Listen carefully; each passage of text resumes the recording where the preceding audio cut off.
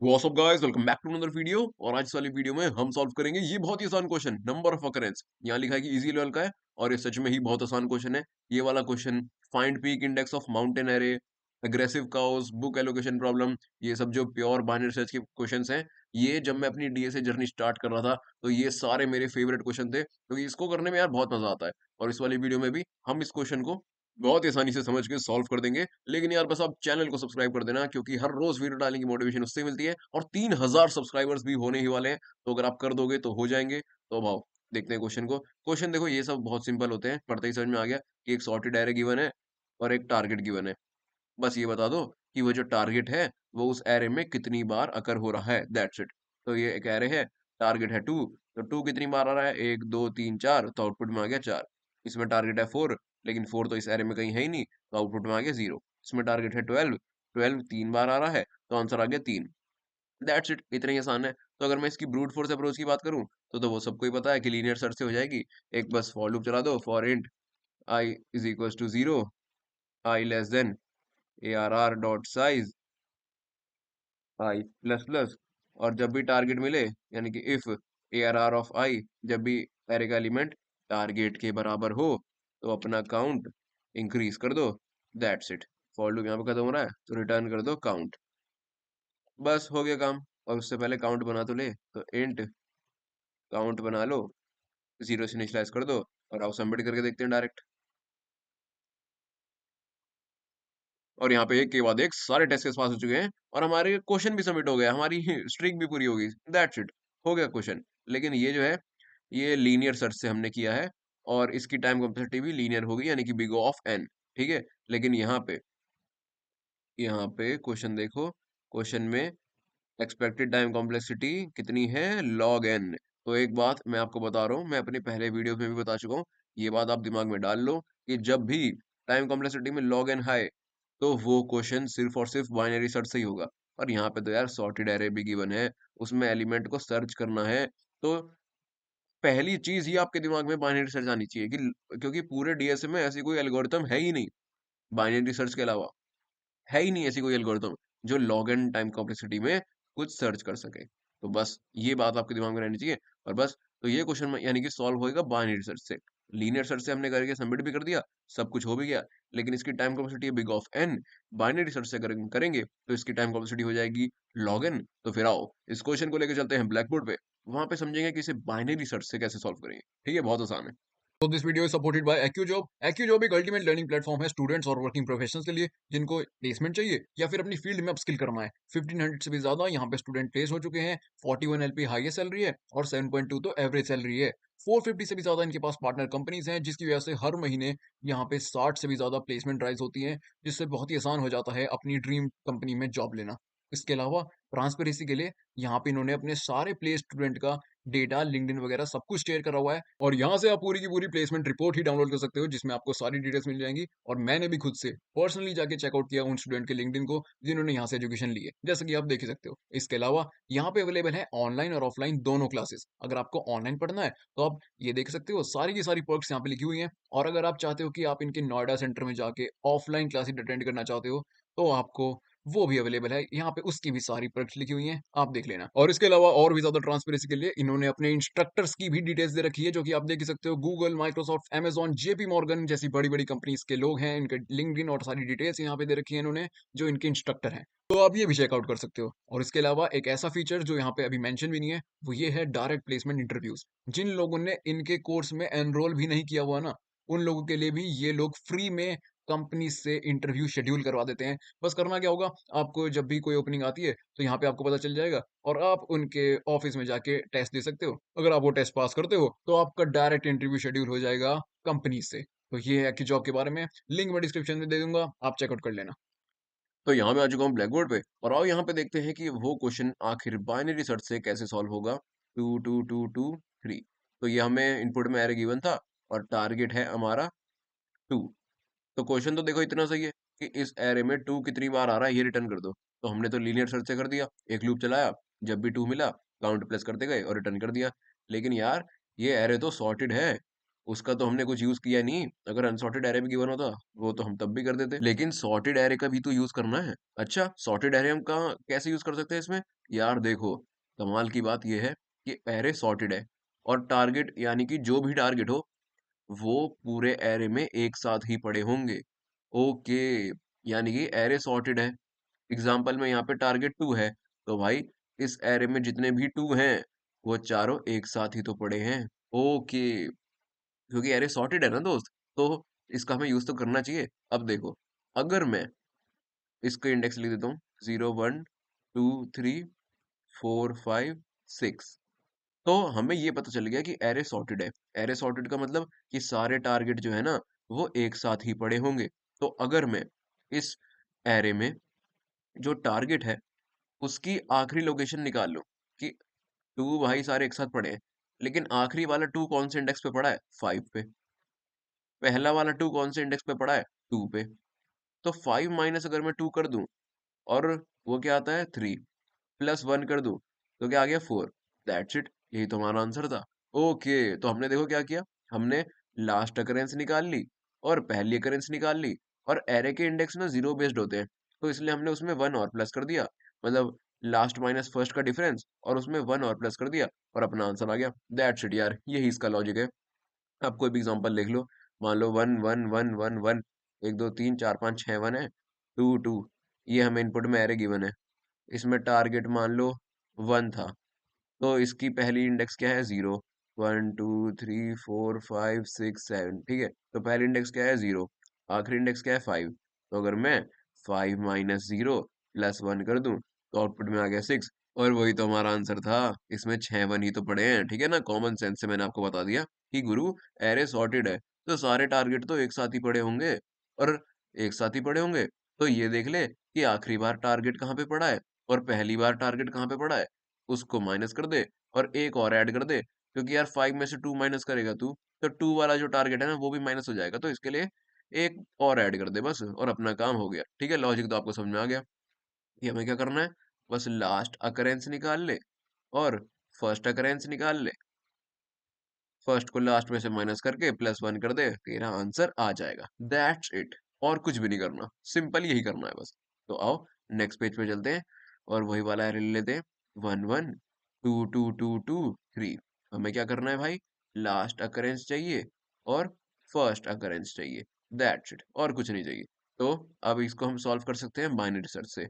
Binary search, इसे नहीं पता क्या होता है, मैं बताता हूँ। सर्चिंग एल्गोरिथम है, सिर्फ सॉर्टेड एरे पे अप्लाई होती है और लॉग एन टाइम में ही अपना काम कर देती है, लॉग एन।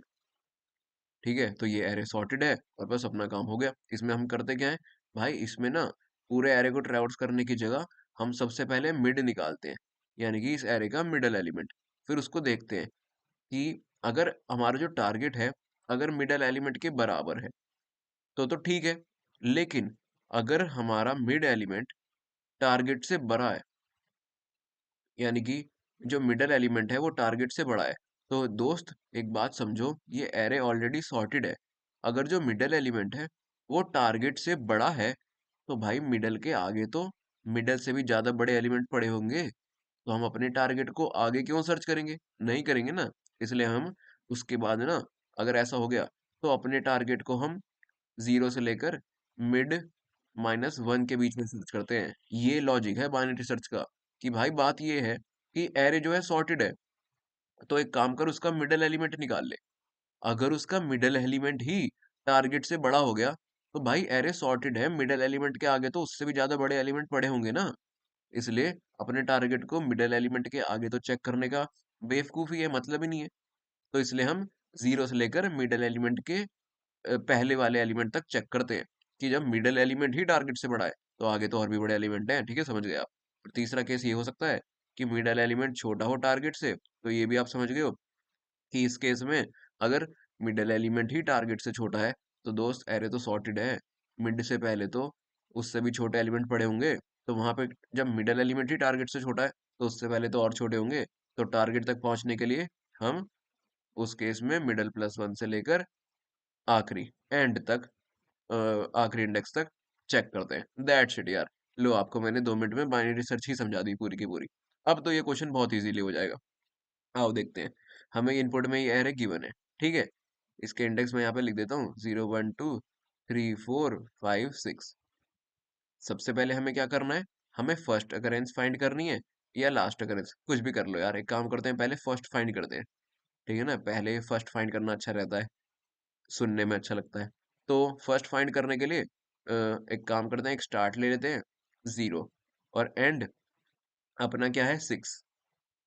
स्टार्ट मतलब यार पहला पॉइंटर और पहला एलिमेंट, और एंड मतलब आखिरी एलिमेंट, ठीक है। तो अब देखो यार, मिड निकालना है। मैंने क्या बोला, मिड निकालना है। मिड क्या होगा, start plus end divide by 2, यानी कि 0 प्लस 6 डिवाइड बाय 2, यानी कि 3। ओके, मिड आ गया 3। अब 3 पे देखो 2 पड़ा है, हाँ भाई ये मिड आ गया ना, थर्ड इंडेक्स। तो 3 पे 2 पड़ा है, हमने ये चेक करा, क्या मिड टारगेट के बराबर है? हाँ भाई, मिड टारगेट के बराबर है। तो यार एक बात सुनो, हमें ना अभी फर्स्ट अकरेंस निकालने की हम बात कर रहे हैं। हमें अब ये पता चल गया कि मिड तो टारगेट पे, मतलब मिड तो टारगेट के बराबर है। ओके, तो हम एक काम करते हैं, हम एक अपना आंसर वेरिएबल बना लेते हैं, और उसमें जो भी मिड की वैल्यू है ना, जो भी मिड का इंडेक्स है, वो हम स्टोर कर लेते हैं। ताकि भाई मान लो मिड से पहले हमें टारगेट मिला ही नहीं, यहाँ पे तो वैसे 2 पड़ा है मिड से पहले भी, लेकिन मान लो ना पड़ा होता, मान लो ये 2 ना होता, 1 होता, तो अपना लेफ्ट मोस्ट अकरेंस तो यही होता ना। इसलिए हमने सेफ्टी के लिए आंसर में मिड को डाल दिया कि भाई अब लेफ्ट में भी देख लेंगे एक बार, लेकिन मान लो ना हुआ, तो अभी अभी के लिए ये मान ले आंसर को। तो आंसर में 3 इंडेक्स आ गया, ठीक है। ओके, अब हम फर्स्ट अकरेंस निकालने की बात कर रहे हैं। तो मेरे को एक बात बताओ, हमें मिड पे टारगेट मिल गया, तो फर्स्ट अकरेंस के लिए हमें कहाँ जाना चाहिए, मिड से आगे वाले में या मिड से पीछे वाले में? सही जवाब, पीछे वाले में। तो फिर स्टार्ट को अपडेट मत करो, ऐसे ही रहने दो, एंड को ले आओ उठा के यहाँ पे, यानी कि मिड -1 के बराबर कर दो। और मिड -1 क्या होता है, 3 -1 2 है, यानी कि तो इस केस में एंड हो जाएगा 2।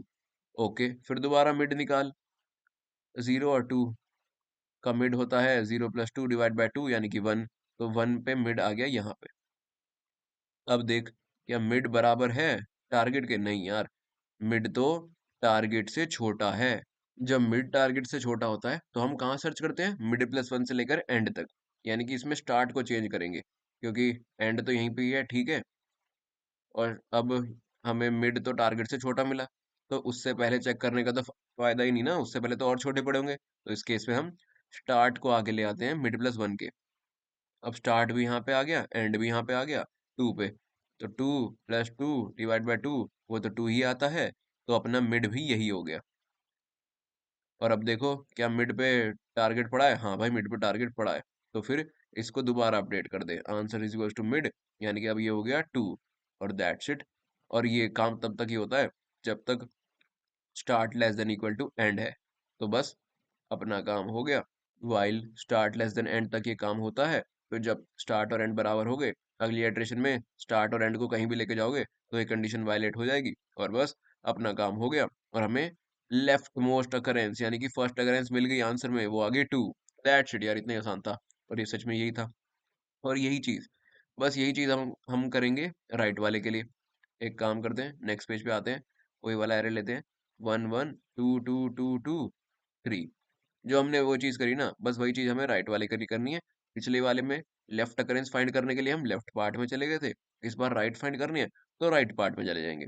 अब आपको अच्छे समझ में आ जाएगा, क्योंकि एक चीज तो आप देख ही चुके हो, 0 1 2 3 4 5 6, वही चीज दोबारा करनी है। स्टार्ट यहाँ पे, एंड यहाँ पे, और एक लाइन का चेंज होगा बस, बाकी सब सेम रहेगा। स्टार्ट और एंड यहाँ पे आ गया, तो मिड क्या आ जाएगा, 0 + 6 डिवाइड बाय 2, यानी कि 3। वही चीज चेक होगी, मिड क्या टारगेट के बराबर है? अरे यार कैसे लिखता हूँ मैं, हाँ मिड तो टारगेट के बराबर है, टारगेट 2 है ना, मिड टारगेट के बराबर है। तो एक काम कर, अपने आंसर में ये डाल दे मिड, क्योंकि क्या पता राइट में कोई 2 हमें मिले ही ना। इसमें तो है वैसे, लेकिन मान लो ना होता, अगर ये दोनों 2 ना होते तो राइट मोस्ट अकरेंस यही तो होती है ना। इसलिए आंसर में मिड को डाल दे पहले तो, फिर आगे देखते हैं। अब देखो, आगे देखना है तो हमें राइट अकरेंस फाइंड करनी है। तो इस पार्ट में जाएं या फिर इस पार्ट में? एकदम सही, राइट अकरेंस के लिए इस पार्ट में जाना चाहिए। यानी कि पिछली बार हम एंड को उठा के पीछे ले आए थे, अब स्टार्ट को उठा के आगे ले आओ। यानी कि start is equal to mid plus 1 कर दो तो स्टार्ट आ गया 4 पे। स्टार्ट 4 पे है एंड 6 पे है। 4 प्लस 6 क्या होता है 10, 10 डिवाइड बाई 2 होता है 5, तो मिड आ गया यहाँ पे 5 पे। अब दोबारा देख, क्या मिड टारगेट के बराबर है? हाँ भाई, मिड टारगेट के बराबर है, तो इसको अपडेट कर दे। पहले ही क्या था 3, अब इसको अपडेट करके क्या कर दे 5। Okay nice. अभी भी स्टार्ट जो है less than equal to end है, तो एक और बार काम चलेगा। इसमें हमें क्या करना है, स्टार्ट को और आगे लेके आना है मिड प्लस 1 के बराबर, क्योंकि लाइन राइट अगेंस्ट फाइंड कर रहे हैं ना। तो start is equal to mid plus 1 दोबारा कर, स्टार्ट पहुंच गया एंड पे। यानी कि दोनों अब 6 पे पड़े हैं, तो 6 प्लस 6 डिवाइड बाय 2 6 ही होता है, तो मिड भी यही हो गया। अब मिड क्या टारगेट के बराबर है? नहीं यार, मिड तो टारगेट से छोटा है, सॉरी टारगेट से बड़ा है मिड तो फिर क्या करेंगे, एंड को पीछे लेके जाएंगे। लेकिन एंड को जैसे ही पीछे ले जाएंगे ये वाली कंडीशन वायलेट हो जाएगी, तो बस यहीं रुक जाएगा और अपना आंसर आंसर में आ चुका है, दैट्स इट। तो हमें फर्स्ट अकरेंस भी मिल गई जो है 2, और लास्ट अकरेंस भी मिल गई जो है 5। तो 5 माइनस 2 प्लस 1 वाला लाइन लिख के अपना आंसर आ गया 4। तो इसमें 4 बार 2 पड़े हैं, दैट्स इट यार, इतना ही आसान यहाँ पे क्वेश्चन था ये। मैं एक बार आपको फिर से समझा देता हूँ। इस क्वेश्चन को हम सॉल्व करेंगे बाइनरी रिसर्च से, क्योंकि ये एरे सॉर्टेड है। मैंने आपको बता दिया कि भाई हमें सॉर्टेड एरे में कुछ टारगेट की अकरेंस फाइंड करनी है। तो यार अगर एरे सॉर्टेड है तो टारगेट तो सारे के सारे एक साथ ही पड़े होंगे, जैसे ये 2 सारे के सारे एक साथ ही तो पड़े हैं। तो अगर मैं इसकी लास्ट अकरेंस निकाल लूं, उसमें से फर्स्ट अकरेंस माइनस कर दूं और प्लस 1 कर दूं, तो मेरा आंसर आ जाएगा। कितने 2 पड़े हैं मेरे को पता चल जाएगा, तो ये तो हमें करना है। इसलिए हम बाइनरी सर्च का यूज करके बस फर्स्ट अकरेंस निकालेंगे और लास्ट अकरेंस निकालेंगे। बाइनरी सर्च में हम क्या करते हैं भाई, बाइनरी सर्च में हम दिमाग लगाते हैं कि एरे सॉर्टेड है, तो हम पहले उस एरे का मिडिल एलिमेंट निकाल लेते हैं। हम देखते हैं कि क्या मिडिल एलिमेंट टारगेट के बराबर है। अगर बराबर है तो ठीक है, लेकिन अगर मिडिल एलिमेंट टारगेट से बड़ा है, तो भाई मिडल के आगे तो और भी बड़े एलिमेंट होंगे, क्योंकि एरे सॉर्टेड है। इसलिए हम जीरो से लेकर मिडल से पहले वाले एलिमेंट तक चेक करते हैं। लेकिन अगर मिडल छोटा है, तो मिडल से पहले तो और छोटे एलिमेंट होंगे, क्योंकि एरे सॉर्टेड है। इसलिए हम मिड प्लस 1 से लेकर एंड तक चेक करते हैं। तो बस यही हमें यहाँ पे करना है। जब हमें फर्स्ट अकरेंस निकालनी थी, तो हमने मिड निकाला। जो भी मिड आया, अगर वो टारगेट के बराबर हमें मिला, तो हमने उसको आंसर में डाल दिया। फिर हमें क्योंकि फर्स्ट अकरेंस निकालनी थी यार, इसलिए हम मिड से पीछे वाले पार्ट में गए, इसलिए हम एंड को पीछे ले आए। और ऐसे ही जब जैसे हमें मिला अपना, जब तक ये एस लेस देन एंड है, स्टार्ट लेस देन एंड है, तब तक हमने ये काम किया और अपना आंसर में लेफ्ट मोस्ट अकरेंस स्टोर हो गई। सिमिलरली जब हमें राइट अकरेंस निकालनी थी, तो हम स्टार्ट को आगे ले आए कि भाई मिड पे तो हमें 2 मिल चुका है, क्या पता आगे और 2 मिल जाए। तो स्टार्ट को मिड प्लस 1 से लेकर एंड तक जो अपना एरे है उसको देख लो। फिर जब तक यही कंडीशन चली, तब तक हमने ये काम किया और अपने आंसर में राइट मोस्ट अकरेंस स्टोर हो गई। तो इस वीडियो में मैंने आपको ये क्वेश्चन के साथ साथ बाइनरी सर्च भी समझा दी है, जो कि आपको अच्छे समझ में आ गई होगी। तो फिर आओ यार, अब यही चीज लिख देते हैं कोड एडिटर पे। तो यहाँ मैं आ चुका हूँ कोड एडिटर पे, और यहाँ पे बस हम वही लिखेंगे जो हमने समझा। मैंने क्या बताया था कि इस क्वेश्चन का आंसर क्या होगा, कि भाई रिटर्न कर दे जो भी अपना टारगेट है उसकी लास्ट अकरेंस माइनस जो भी उसकी फर्स्ट अकरेंस है, और प्लस 1 कर दे, दैट्स इट। लेकिन भाई ये लास्ट अकरेंस फर्स्ट अकरेंस भी तो निकालनी है ना। तो एक काम करते हैं, इनका एक फंक्शन बना लेते हैं, क्योंकि हमें बाइनरी सर्च अप्लाई करनी है। Control C, control V, control V. तो एक हो जाएगा अपना लास्ट अकरेंस, या फिर पहले फर्स्ट अकरेंस निकालते हैं, फर्स्ट अकरेंस, और एक हो जाएगा अपना लास्ट अकरेंस। तो बस वही जो हमने वहां पे बाइनरी सर्च अप्लाई करी वही यहाँ पे कर देते हैं। फर्स्ट अकरेंस निकालने के लिए हमने क्या किया था, सबसे पहले एक इंट स्टार्ट ले ले 0 से, और एक एंड ले ले ARR dot size -1, that's it. और फिर एक आंसर भी ले लो, और आंसर को इनिशियलाइज कर देते हैं 0 से, ठीक है। और मोबाइल लूप चलाओ जब तक start less than equal to end है, तब तक ये लूप चलेगा। उसमें मिड निकाल लो, int mid is equal to start plus end divide by 2, ठीक है। तो अब हमने मिड निकाल लिया है। अब ये चेक कर लेते हैं कि यार मिड जो है, ARR ऑफ मिड, क्या वो हमारा टारगेट के बराबर है। टारगेट अगर बराबर है, तो एक काम कर यार, पहले तो अपने आंसर में ना मिड को डाल दे, क्योंकि हमें लेफ्ट अकरेंस निकालने के लिए पीछे जाना है। लेकिन क्या पता पीछे हमारा ये टारगेट मिले ही ना, तो एक काम कर, अभी तो जो मिड पे मिल गया उसको डाल ले, और फिर पीछे जाने के लिए एंड को क्या कर दे, end is equal to mid minus one, that's it.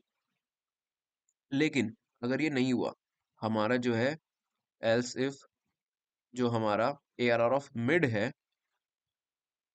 वो टारगेट से बड़ा हो गया, ग्रेटर देन टारगेट, तो यार अगर वो टारगेट से बड़ा हो गया तो मैंने आपको क्या बताया था, एरे सॉर्टेड है। अगर वही टारगेट से बड़ा हो गया मिड ही, तो आगे तो और बड़े एलिमेंट पड़े हैं, तो आगे सर्च करने का फायदा ही नहीं।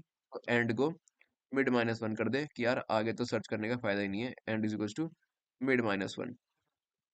लेकिन नहीं, अगर मिड जो है छोटा हो गया, तो वही मैंने आपको बताया था कि अगर मिड छोटा हो गया तो पीछे तो और छोटे एलिमेंट पड़े होंगे, तो पीछे सर्च करने का फायदा नहीं।